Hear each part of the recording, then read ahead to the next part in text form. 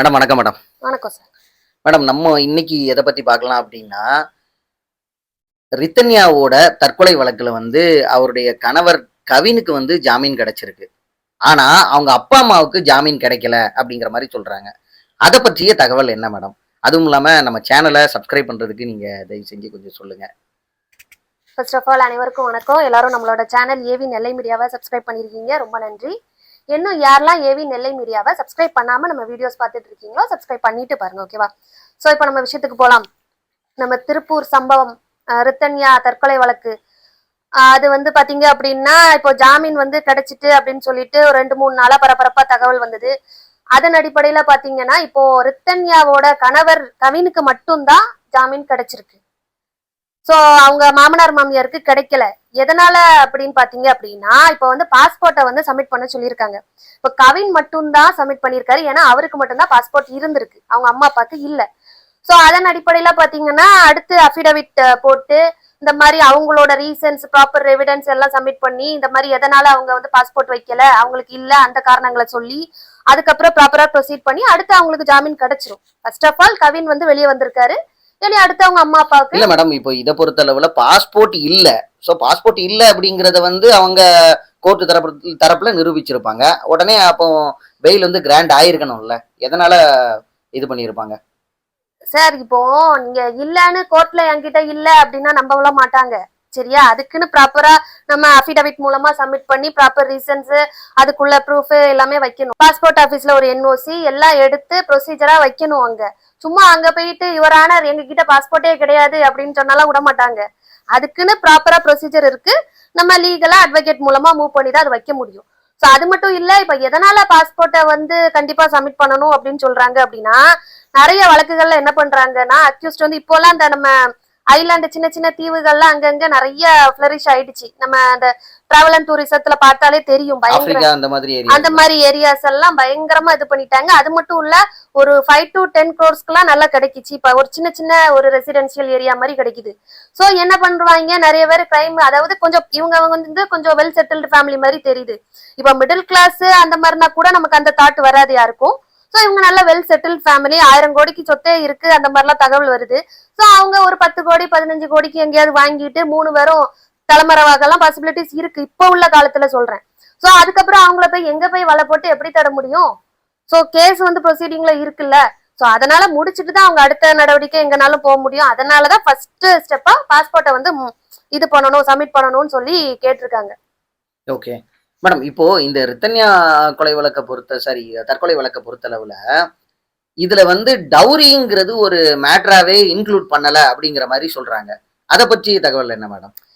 ஆக்சுவலா ஒரு கேஸ பொறுத்தவரை ஒரு விஷயம் வந்து ஒரு கொஞ்சம் கூட லைட்டா இல்லைன்னா அந்த கேஸ வந்து இது பண்ண மாட்டாங்க, அந்த ஒரு ஒரு இதுக்கே டீமுக்கே போக மாட்டாங்க. ஃபார் எக்ஸாம்பிள் ரித்தன்யா வீட்டுல அவங்க அப்பா வந்து என்ன சொல்றாரு, கான்பிடென்டா சொல்றாரு, எங்க கிட்ட ப்ரூஃப் இருக்கு. அதுவும் அவங்க கவினோட அம்மா அப்பா ரித்தன்யா வீட்டுக்கு வந்து பேசும்போதே இந்த மாதிரி டவுரி நீங்க என்ன போட வேண்டியது சரியா போடலன்னு பேசியிருக்காங்க. அதை வந்து வீடியோ கவரேஜ் போட்டு வச்சிருக்காங்க அவங்க. சோ அதனால அவங்க ப்ராப்பரா எவிடன்ஸ் எல்லாமே வச்சிருக்காங்க. சோ அதனால சும்மா ஒரு சின்ன வாய்ப்பு கூட இல்லாம இவ்வளவு பெரிய பையெல்லாம் சொல்ல முடியாது. அதனால அவங்க கேட்டிருப்பாங்க. மேபி சாதாரணமா எல்லா வீட்டுல கேட்கற மாதிரி கூட கேட்டிருக்கலாம், அது அவங்களோட விஷயம். அதுல இவங்க ஏதாவது அது வீடியோவோ இல்ல ஆடியோவோ ஏதாவது ரெக்கார்டிங்கெல்லாம் வச்சிருக்காங்க. இத ட்ரையல்ல சப்மிட் பண்ணுவாங்க. ஆமா, ட்ரையல்ல சப்மிட் பண்றேன்னு சொல்றாங்க. எவிடன்ஸா ட்ரையல்ல சப்மிட் வாய்ப்புகள் நிறைய இருக்கு, கரெக்ட்டுங்களா? ஆமா. ரீசெண்டா அவங்க அப்பா நிறைய சேனல்ல இப்போ பேட்டி கொடுத்துட்டு இருக்காங்க, நிறைய பிரஸ் மீட் எல்லாம் பண்றாங்க. அதுல நிறைய தகவல்கள் வந்து அந்த மாதிரிதான் சொல்லியிருக்காங்க. அது மட்டும் இல்ல, ரித்தானியாவோட அப்பா நிறைய கட்சி தலைவர்கள் எல்லாரையும் அணுகியிருக்காங்கன்னு கேள்விப்பட்டோம். இந்த மாதிரி என்னோட பிள்ளைக்கு ஒரு நியாயம் வாங்கி கொடுங்க, இந்த மாதிரி நீங்க எல்லாரும் தான் சேர்ந்து குரல் கொடுக்கணும் அப்படிங்கிற மாதிரி எல்லாம் நியூஸ் வந்திருக்கு. சோ அதனால ப்ராப்பரா ஒரு எவிடன்ஸ் இல்லாம யாரையும் அணுக முடியாது. இவங்க சைடு கொஞ்சமாவது ப்ராப்பரா எவிடன்ஸ் வேணும், அதை வச்சுதான் மத்தவங்க பேச முடியும். உங்களுக்கு இல்ல ப்ராப்பர் எவிடன்ஸ் மீன்ஸ் அந்த பொண்ணோட ஆடியோ இருக்கு, இதுக்கு மேல ஒரு பெரிய எவிடன்ஸ் வேணுமா? சார் ஆடியோங்கிறது யாருனாலும் எப்படினாலும் போடலாம், அது வந்து சஃபர் ஆயிதான் அந்த பொண்ணு போட்டிருக்கு. இந்த கேஸ நான் சொல்லல, பொதுவா இப்போ யாரையாவது பழி வாங்கணும்னு நினைச்சா அவங்களுக்கும் நமக்கும் சம்பந்தமே இல்லாம ஒரு இறக்குற நேரம் நான் என்னோட சாவுக்கு அவங்கதான் காரணம் அப்படின்னு பழைய பகையெல்லாம் மனசுல வச்சுட்டு யாருனாலும் போடலாமே. இப்போ நம்ம சென்னையில இருக்கோம், இப்ப நம்ம வேற ஏதோ ஒரு இன்சிடென்ட்ல சாகுறோம், வேற யாரோ நமக்கு நெருக்கடி கொடுக்காங்க, ஆனாலும் பழைய பகையை மனசுல வச்சுட்டு அவன் பேர இதுல போட்டு விட்டுருவோம், நான் என்னோட தற்கொலைக்கு அவன் தான் காரணம்ட்டு வேற எங்கேயோ உள்ளவரை இழுத்து விடலாம்ல. சோ அந்த மாதிரி பாசிபிலிட்டிஸ் இருக்கு. அது வேற கதையில. இது வந்து ஹஸ்பண்ட் அண்ட் ஒய்ஃப்ங்கும் போது மேபி ரீசன்ஸ் இருக்கலாம், அதனாலதான் அந்த பொண்ணு அவ்வளவு உருக்கமா பேசியிருக்கு, அதெல்லாம் நம்ம தப்பு சொல்ல முடியாது. ஆனா எல்லாமே ப்ராப்பரா விசாரிச்சு நம்ம நீதிமன்றம் வந்து யார் யார் மேல என்னென்ன தப்பு இருக்கு, யார் யார் இதுல வந்து குற்றவாளிகள், யாரு நிரபராதிகள் அப்படின்னு நீதிமன்ற பார்வைக்கு தெளிவா தெரியும். ஏன்னா அந்த எவிடன்ஸை வச்சு கம்பேர் பண்ணி பார்க்கும்போது நம்ம மதிப்பிற்குரிய நீதிபதி ஐயா அவர்களுக்கு நல்லாவே தெரியும். அதன் அடிப்படையில அவங்க ட்ரையல்ல அவங்களோட தீர்ப்பை கொடுப்பாங்க. அது பொறுத்து நம்ம இந்த கேஸோட உண்மைத்தன்மைய நம்ம வந்து அப்போ தெரிஞ்சுக்கிடலாம் எல்லாரும். ஓகே மேடம், அதுவும் இல்லாம இந்த ரித்தன்யா வழக்குல வந்து பாத்தீங்கன்னா இப்போ மூத்த வழக்கறிஞர் பாப்பா மோகன் தான் இந்த வழக்கை எடுத்திருக்காரு. சோ அதை பற்றிய தகவல் என்ன மேடம்? ஆக்சுவலா இப்ப பாத்தீங்க அப்படின்னா இதுவரை ஃபர்ஸ்ட் ரித்தன்யா வீட்டுல வழக்கறிஞரே வைக்கல அந்த மாதிரி தகவல் வருது. அதுக்கப்புறம் பாத்தீங்கன்னா சும்மா அவங்க ரிலேட்டிவ் அந்த அவங்க அப்பா வந்து ஏதோ ஒரு கட்சியில இருக்காங்களா மெம்பரா, அந்த கட்சியில யாருக்கும் பிரச்சனைனா பொதுவா ஒரு வக்கீல் வருவாங்கல்ல கட்சி சார்பா, அந்த வக்கீல வச்சுதான் மூவ் பண்ணிருக்காங்க அப்படின்னு சொல்றாங்க. இப்போ இந்த கேஸ் ரொம்ப சென்சிட்டிவ் ஆனனால நம்ம வழக்கறிஞர் ஐயா பாப்பா மோகன் அவர்கள் வந்து நல்ல ஃபெமிலியரான கேசஸ் எல்லாமே எடுத்து நடத்திருக்காங்க. நிறைய ஆணவ கொலை, அப்புறம் நம்மளோட ரீசெண்டா அந்த கோகுல்ராஜ் கொலை வழக்கு, அந்த கோகுல்ராஜ் கவின் கொலை வழக்கு, ஆமா அந்த கவின் கொலை வழக்கு, அப்புறம் ஸ்ரீமதி கொலை வழக்கு, நிறைய ஃபேமஸான வழக்குல வந்து ஐயா தான் ஹேண்டில் பண்ணிருக்காங்க.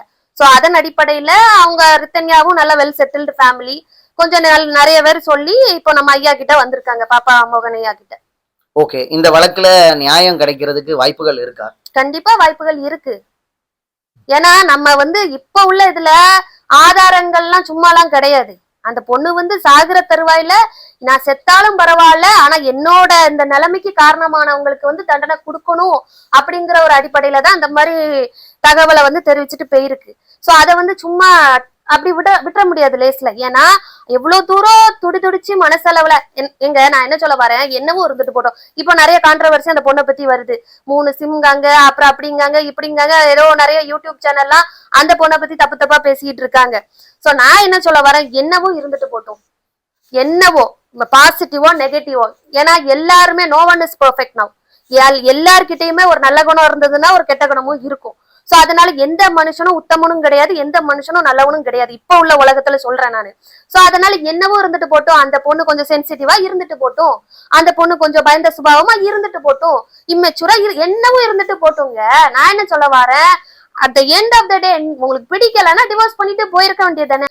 சோ இப்ப இந்த வழக்கை பொறுத்தவரை கவின் வீட்டுல டார்ச்சர் பண்ணிருக்காங்க, அவரு செக்ஸ் டார்ச்சர் கொடுத்திருக்காரு. அது மட்டும் இல்ல டவுரி ப்ராகிபிஷன் எல்லாமே நடந்திருக்கு, டவுரி சிஸ்டம், டவுரி இஷ்யூஸ் எல்லாமே வந்திருக்கு இந்த கேஸ்ல. ஆனா at the end of the day ஒரு பொண்ணுக்கு வந்து நல்ல ஒரு சப்போர்ட்டிவா இருக்கிறது அவங்க வீட்டு சைடு தான். எல்லா பொண்ணுக்குமே அப்படிதான். அம்மா அப்பா இருக்கிற வரை அந்த பொண்ணு வந்து எப்பவுமே மகாராணி தான். எல்லா பெண்களையுமே நான் சொல்றேன், அம்மா அப்பாவோட காலம் வர எந்த வீட்டு பொண்ணுங்களோ என்ன சொல்ற வசதி குறைவோ வசதி அதிகமோ எந்த வீட்டு பெண்களா இருந்தாலும் அவங்க வீட்டுக்கு அவங்க இளவரசிகள் தான். சோ இப்போ 1-2 வீட்டுல கொஞ்சம் எக்ஸெப்ஷன்ஸ் இருக்கு, அதெல்லாம் வேற்று கிரகத்துவாசிகள்னு கூட சொல்லலாம். இந்த மாதிரி அப்பா இறந்த உடனே பொம்பளை பிள்ளைய வீட்டுக்கே வரக்கூடாதுன்னு அடிச்சு பெற்ற அம்மா குத்துக்கல்லா இருந்தாலுமே பொம்பளை பிள்ளைகள் வீட்டுக்கு வரக்கூடாதுன்னு சொல்லி அடிச்சு பெற்ற அம்மாக்களும் இருக்காங்க, சகோதரர்களும் இருக்காங்க. சோ அது சில எக்ஸெப்ஷனான கேஸ்ல தான் பார்க்க முடியும். முக்காவாசி 100% வந்து பெண் பிள்ளைங்களை வீட்டு மகாலட்சுமியா தான் பாக்குறாங்க, அவங்க வீட்டு இளவரசியா தான் பாக்குறாங்க. சோ அதனால இந்த பொண்ணுக்கு அவங்க அப்பா மேல அம்மா மேல தம்பி மேல நல்ல பாசம் இருக்கு. சோ அதனால அடிக்கடி வீட்டுக்கு சண்டை போட்டுட்டு வந்திருக்காங்க. ஆனா இவங்க வீட்டுல என்ன ஒரு இது பண்ணிட்டாங்கன்னா அட்வைஸ் பண்ணி திருப்பியும் அந்த பொண்ணை சேர்த்து வைக்கிற முயற்சியில ஈடுபட்டு இருக்காங்க. அது மட்டும் ஒரு மைனஸ் பாயிண்டா இருக்கு ரித்தன்யா வீட்டுல.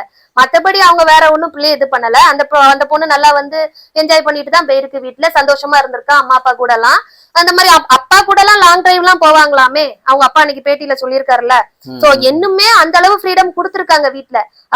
ஒரு பொண்ணு மனசு சரியில்லைன்னா அப்பா கூட வாங்கப்பா கேரளா வர போயிட்டு வரலாம், அங்க வர போயிட்டு வரலாம்னு அந்த பொண்ணே டிரைவ் பண்ணி அவங்க அப்பாவெல்லாம் கூட்டிட்டு போயிட்டு வந்திருக்காங்க. சோ அந்த அளவுக்கு ஒரு ஃப்ரீடம் கொடுத்திருக்காங்க ரித்தன்யாக்கு வீட்டுல. ஓகேவா? சோ அந்த மாதிரி ஃப்ரெண்ட்ஸுமே நல்ல காலேஜ் ஃப்ரெண்ட்ஸ் எல்லாருமே நல்லா பேசுறாங்க வைக்கிறாங்க, நல்ல ஒரு ஃப்ரெண்ட்லியான நேச்சர் தான் ரித்தன்யா. சோ இது வந்து ஒரு இல்ல ஒரு ரிசர்வ் டைப்லாம் இல்ல அப்படின்னு தான் சொல்றாங்க. ரிசர்வ் நல்ல ஜாலியா இருக்கிற நல்லா பொண்ணு தான். ஜாலியா பட் ஆனா இருக்கிற கொஞ்சம் நல்ல ட்ரெடிஷ்னலான பொண்ணு அப்படின்னு தான் சொல்றாங்க. பாசிட்டிவா தான் சொல்றாங்க எல்லாருமே.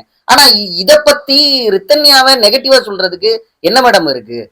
இல்ல ரித்தன்யாவை அவங்க எதுக்கு நெகட்டிவா வந்து ப்ரொஜெக்ட் பண்ணணும்? ஆக்சுவலா இத வந்து ரித்தன்யா தரப்புல இருந்து நம்ம நீதிபதி ஐயா கிட்டயே சொல்லியிருக்காங்க. சோ நீதிபதி ஐயா என்ன சொல்லியிருக்காங்க, எப்பா ஒரு கேஸ் சென்சிட்டிவ் ஆயிடுச்சு, உலகத்துக்கு எல்லாம் தெரியுது, அதுல வந்து பாசிட்டிவ் சைடும் வரும் நெகட்டிவும் வரும், பாசிட்டிவ் கமெண்ட்ஸும் வரும் நெகட்டிவ் கமெண்ட்ஸும் வரும், நம்ம வந்து அதை கண்டுக்க கூடாது, நம்மளோட கேஸை எப்படி நேவிகேட் பண்றோம் அது பார்த்துட்டு போய்கிட்டே இருக்கணும் அப்படின்னு நம்ம மதிப்பிற்குரிய நீதிபதி ஐயா அவர்கள் வழக்கறிஞர்கிட்ட சொல்லியிருக்காங்கன்னு நமக்கு தகவல் வருது. சரியா? அதனால அதாவது நான் சொல்றேன்ல, லைட்டா புள்ளி வச்சாலே கோலம் போட்டு கலர் கொடுக்கிற சமூகம் இது. அதனால அவங்க இஷ்டத்துக்கு வாய்க்கு வந்ததெல்லாம் பேசதான் செய்வாங்க. அதெல்லாம் நம்ம வந்து ஒரு காதலையே வாங்க கூடாது. நான் முக்கியமா ரித்தன்யா ஃபேமிலிக்கு சொல்றேன், அவங்க ஆயிரது பேசுவாங்க, நமக்கு அட் த எண்ட் நம்ம பொண்ணை பத்தி நமக்கு தெரியும். நம்ம பொண்ணு உண்மையா இருந்தா, நமக்கு உண்மையா இருந்தா, மருமகனுக்கு உண்மையா இருந்தா, இன்னுமே அந்த உண்மை தன்மைய வந்து அவளால நிலைநிறுத்த முடியலையே, இன்னும் அவன் கூட சந்தோஷமா வாழ முடியலையேங்கிற ஒரு கான்செப்ட்ல தான் அந்த பொண்ணு உயிரை விட்டுருக்கு. ஏங்க இப்ப எவ்வளவோ இருக்குங்க உலகத்துல, பிடிக்கலன்னா ஏன் அந்த பொண்ணு நினைச்சா இவ்வளவு கோடி சொத்து இருக்கு, ஏப்பா நான் வாழவே மாட்டேன் அவன் கூட, நீங்க சேர்த்து வச்சீங்கன்னா அப்புறம் பாத்துக்கோங்க, நான் வாழவே மாட்டேன்னு ஒரு மிரட்டி இருந்தாலே கொண்டு வந்து வீட்டுல உட்கார வச்சிருப்பாங்களே. சரியா? ஏன் இந்த பொண்ணு ஒரு 2 வருஷம் வீட்டுல இருக்கும், ஆரி கிளாஸ் வரை எடுக்குது, நல்லா இந்த மாதிரி ஆன்லைன்ல கிளாஸஸ் எல்லாம் எடுக்குது, அதுல கொஞ்சம் மைண்ட் டைவர்ட் ஆயிரும், கொஞ்சம் ரெஃப்ரெஷ் ஆயிட்டு திருப்பி அடுத்து ஒரு கல்யாணம் பண்ணி வைப்பாங்க வீட்டுல. ஏன்னா சின்ன பொண்ணு தானே, அந்த அளவுக்கு என்ன வயசாயிடுச்சு.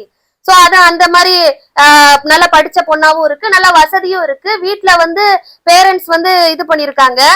சோ அதனால நான் என்ன சொல்ல வரேன், அந்த பொண்ணு நினைச்சா வேற ஒரு வாழ்க்கையை அமைச்சிருக்க முடியும். ஆனா அந்த சமூகத்தின் மேலதான் இப்ப ஒரு பழிய போடுறாங்க எல்லாரும். 4 பேர் என்ன சொல்லுவாங்க, நம்மளோட குடும்ப மானம் போயிரும், மரியாதை போயிரும் அப்படிங்கிற ஒரு கான்செப்ட் தான் அந்த பொண்ணோட அடிமனசை உறுத்தி இருக்கு. இது ஒண்ணுதான் மெயின் ரூட் இருக்கு. இந்த சூசைடல் தாட்டுக்கே இந்த சமூகத்தை பத்தின ஒரு பார்வைதான், சமூக பார்வைதான். ஓகேவா? மத்தவங்க என்ன நினைப்பாங்க நம்ம குடும்பத்தை பத்தி, இப்பதான் கல்யாணம் கட்டி ஒரு 3 மாசம் ஆயிருக்கு, அதுக்குள்ள அந்த பொண்ணு வீட்டுக்கு வந்து உட்கார்ந்துருக்கா, அதுக்குள்ள அப்ப அவங்க அம்மா அப்பா என்ன இது பண்ணாங்களோ, வீட்டுல அவ்வளவு பாவம் பண்ணிருக்காங்க, பிள்ளை வாழ்க்கை இப்படி ஆயிட்டு நிறைய சும்மாவே வதந்திகள் வருமேங்க. அப்படி இப்படியான பூனை என்னெல்லாம் பேசுவாங்க குடும்பத்துல, சொந்தக்காரங்களே விடுவாங்களா சொல்லுங்க? வேற ஒண்ணும் இல்ல, கல்யாணம் முடிஞ்சு எத்தனை வருஷம், இப்ப எல்லா வீட்லயும் காமனா நடக்கிறதா, கல்யாணம் முடிஞ்ச புதுசோ 10 வருஷம் ஆகுதோ 15 வருஷம் ஆகுதோ, ஏன் 30 வருஷமே ஆகட்டும், கல்யாணம் முடிஞ்சு புருஷன் பொண்டாட்டிக்கு ஒரு சண்டை வருது, உடனே குடும்பத்துல என்ன பேசுவாங்க, அவ புத்திக்கு தேவைதான், அவன் புத்திக்கு தேவைதான், அவன் சும்மா கொஞ்ச நெஞ்ச வருத்தா வந்தான், கொஞ்ச நெஞ்ச வருத்தா வந்தா அவ புத்திக்கு இந்த வாழ்க்கை தேவைதான் அப்படின்னு சொந்தங்களே பேசுங்க. இப்ப உள்ள காலத்துல முன்னாடிதான் எது ஒண்ணுனா சொந்தங்கள் கூடி நமக்கு வந்து ஒரு ப்ரொடெக்ஷன் கொடுத்தாங்க. எது ஒண்ணுனா அந்த பிள்ளைய காப்பாத்துறது, அந்த பொண்ணை காப்பாத்துறது, அந்த இதுல இருந்து அந்த பொண்ணை வெளிக்கொண்டு வர்றதுன்னு சொந்தமா கூடி நின்னாங்க. இப்போ எல்லாருமே புரணி பேசதான் செய்வாங்க ஒரு விஷயம் நடந்ததுனால. அதனால அந்த பொண்ணு வந்து இந்த மாதிரி புரணி பேச்சுகளுக்கு எல்லாம் கொஞ்சம் பயந்துருக்கு. அந்த ஒரு பயத்தின் வெளிப்பாடுதான் இந்த தற்கொலை. ஓகே மேடம், இப்போ இந்த ரித்தன்யா வழக்க வந்து பொறுத்தளவுல பாத்தீங்க அப்படின்னா, இவங்க அப்பா வந்து இன்னும் ஃபைட் பண்ணிக்கிட்டு தான் இருக்காங்க. ஸோ சில இப்போ உதாரணத்துக்கு சொல்ல போனா டவுரி வந்து அந்த செக்ஷன்ஸ் வந்து அதுல ஆட் பண்ணல அப்படிங்கிறது ஒண்ணு.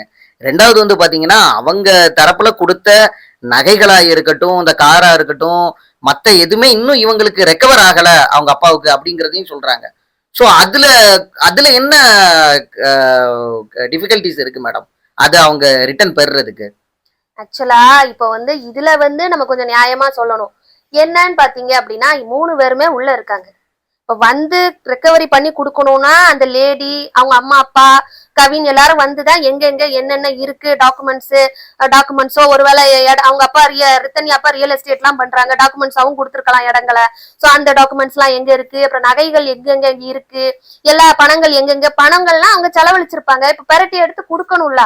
சும்மா ஒருத்தங்க ஜெயில இருந்துட்டு எப்படிங்க பண்ண முடியும்?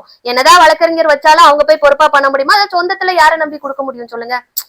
அந்த ஒரு டிஃபிகல்டிஸ் எல்லாம் இருக்குல்ல. அவங்க பெயில்ல வந்து ட்ரையலுக்கு முன்னாடி இந்த மாதிரி ஹியரிங் நடக்கும் போது ஏதாவது ஒரு இது பண்ணி அவங்க கிட்ட வாங்கலாம். கோர்ட்ல இருந்து ஆர்டர் போட்டு அவங்க கொண்டு வந்து கோர்ட்லயே இது பண்ணிருவாங்க, சப்மிட் பண்ணிருவாங்க. சோ இப்போ அவங்க அம்மா அப்பா உள்ள இருக்கிற ஒரு காரணத்தினால அவங்களுக்கு அந்த சிக்கல் இருக்கலாம். சோ அதனால இப்பவே குடுக்கல அந்த மாதிரிலாம் நம்ம சொல்ல முடியாது. ஆனா இப்ப ஏதோ ரீசெண்டா அந்த கவின் வீட்டுக்கு ஏதோ கொள்ளையர்கள் எல்லாம் போயிருக்காங்க, ஆனா அப்படி ஆமா, இப்படி திருடதுக்கு முயற்சி முயற்சி நடந்திருக்கு அப்படிங்கிற நடந்திருக்கு மாதிரி சொல்றாங்க. அப்படின்னு. ஏன்னா இது வந்து அந்த பொண்ணு லீக் பண்ண ஆடியோ, அந்த பொண்ணோட ஆடியோ தான் வைரலா உலகம் ஃபுல்லா போயிடுச்சே. அது கரெக்டா எந்த ரூமு, எந்த கபோர்டு, சாவி எங்க இருக்கு முதற்கொண்டு, எந்தெந்த இதுல எந்தெந்த நகை இருக்குன்னு முதற்கொண்டு சொல்லியிருக்கு. சோ அதனால இதெல்லாம் ஏன் வெளியே விட்டாங்கன்னு புரியல. இதெல்லாம் எவ்வளவு ஒரு சீக்ரெட்டான ஒரு ஆடியோ இதெல்லாம். தற்கொலை ஓகே, ஆனா இந்த மாதிரி அவங்க வந்து வீட்டுல நகை உள்ள இல்ல, ஆடியோ அவங்க அந்த நேரத்துல அதை எதிர்பார்த்திருக்க மாட்டாங்க. ஏன்னா அது ஒரு கண்டினியூட்டி இருக்கிறதுனால அதை Statement-ஆ. அப்படியே இது பண்ணிருப்பாங்க. ஒரு ஸ்டேட்மெண்டா கன்சிடர் பண்ணி அவங்க வெளிவிட்டிருக்காங்க. ஆனா இதுல கொஞ்சம் கிரிட்டிக்கலான சிச்சுவேஷன் ஆனா எவ்வளவுக்கு எவ்வளவு டக்குன்னு ரெக்கவர் பண்றாங்களோ அவ்வளவுக்கு அவ்வளவு நல்லதுதான் இல்ல. ஆமா. இப்போ சாரி கவின் வீட்ல என்ன பண்ணிருக்காங்கன்னா, முன்னாடி வந்து வாட்ச்மேன் எல்லாம் கிடையாதான், நைட் வாட்ச்மேன் எல்லாம் கிடையாதான். சோ சிசிடிவி கேமரா வச்சிருக்காங்க, அப்புறம் வீட்டுல ஆட்கள் இருக்காங்க, அவ்வளவுதான். இப்போ அந்த வீட்டுல ஆள் இல்லாதனால இந்த பொண்ணு வேற நகையெல்லாம் அங்கங்க வச்சிருக்குன்னு சொல்லிட்டு, அதனால கவின் வீட்டுல வந்து இப்ப அவங்க சொந்தக்காரங்க எல்லாம் சேர்ந்து முடிவு பண்ணி காலையில ஃபுல்லா அவங்க வீட்டுல இருந்து வீட இது பண்றாங்க போல, காட் பண்றாங்க. ஈவினிங்க்கு மேல வாட்ச்மேன் இந்த மாதிரி 2-3 வேலையாட்களை போட்டு வீட வந்து கண்காணிச்சுட்டு வராங்களாம். ஓகே.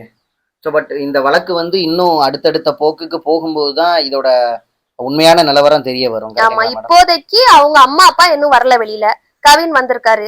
இனி அந்த அடுத்த அபிடவிட் எல்லாம் சப்மிட் பண்ணிட்டு அடுத்து அவங்க அம்மா அப்பா வெளியே வர நிறைய பாசிபிலிட்டிஸ் இருக்கு. 101% வெளியே வந்துருவாங்க. ஏன்னா சாட்சிகள் எல்லாம் விசாரணை முக்காவாசி முடிஞ்சது, ரெக்கார்ட் எல்லாம் ப்ராப்பரா எடுத்தாச்சு, ஃபாரன்சிக் ரெக்கார்ட் மட்டும் தான் வரணும். அது மட்டும் இல்ல, இந்த கேஸோட சென்சிட்டிவிட்டி எல்லாத்துக்குமே இப்ப புரிய வருது. சோ எல்லாருமே பரபரப்பா பேசிட்டு தான் இருக்காங்க. அதனால இதுல வந்து குற்றவாளிகள் தப்ப வாய்ப்பே கிடையாது.